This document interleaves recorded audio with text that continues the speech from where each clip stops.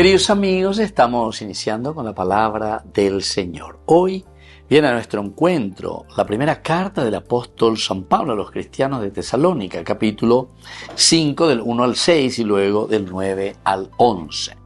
Hermanos, en cuanto al tiempo y al momento no es necesario que les escriba. Ustedes saben perfectamente que el día del Señor vendrá como un ladrón en plena noche.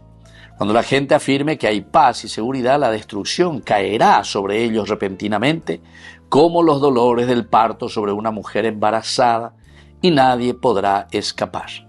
Pero ustedes, hermanos, no viven en las tinieblas para que ese día los sorprenda como un ladrón. Todos ustedes son hijos de la luz, hijos del día. Y así continúa, queridos amigos, y poná lleva coñan de yarañe, y poná intereñan, estén preparados siempre. ¿Por qué? Porque ustedes ya saben. Peñangare Kogena. Porque la vida es tan corta y dice como un ladrón que puede venir en cualquier momento y te puede arrebatar la vida. Y ande cuando Yaikwaya llevan buh, día para la Yaikota como mundo a ver, lleva. En cualquier momento el Señor te llama.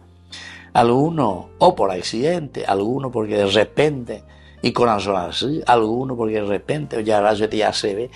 Hay miles y miles de formas, queridos amigos, como nosotros nos confrontamos en este mundo terrenal. Y a eso el Señor le llama, es como un ladrón. Porque ñandenda yeikwai. Llegó de taco, hospital, y de repente por anduyo, y con lo yehuan, vamos a ver un de ares anduyo, y casi todas las enfermedades, ¿verdad? Casi la gran mayoría. Algunos, lo que verdad ya vienen así arrastrando mucho tiempo, pero hay algunos la pesa de repente, a un bebé. Y entonces dice, estén preparados, porque ustedes ya saben, ustedes no son hijos de las tinieblas, ustedes son hijos de la luz. Dale, ya pongan allí, pues cuigan a la de la peja ya guatá, venían de yara o yerure hayanyande. Hacer un camino de santidad, hacer un camino desde la palabra de Dios, hacer un camino así como el Señor nos va mostrando.